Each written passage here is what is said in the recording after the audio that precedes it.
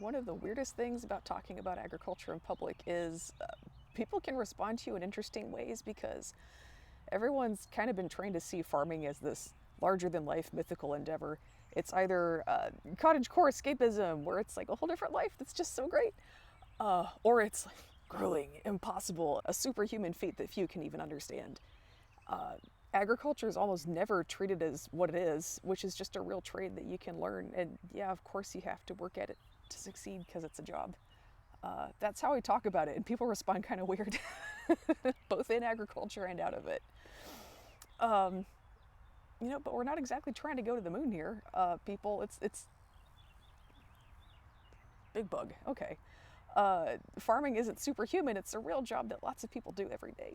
Now, in agriculture, we do often have to push back on the romanticism around farming for sure, because it does completely undercut the fact that growing things is a real job where we have to do the work or nothing happens.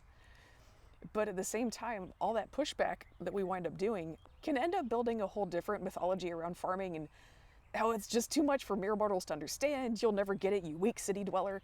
And I think that actually winds up hurting us in agriculture too, because we start to forget that agriculture is a trade that just has to be learned and practiced. And it can be learned and practiced by pretty much anybody who puts in the time and effort and pays attention, can get there. We all had to put in the time and effort to learn to get where we are, right? But we can still start to thinking of farmability as something you're either born with or you're not.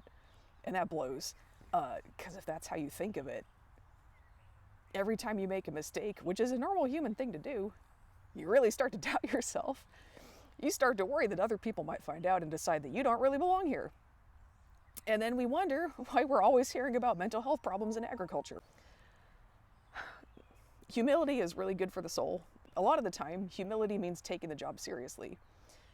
And sometimes it means not taking the job so seriously that you freak yourself and everybody else out. Okay, have a good day.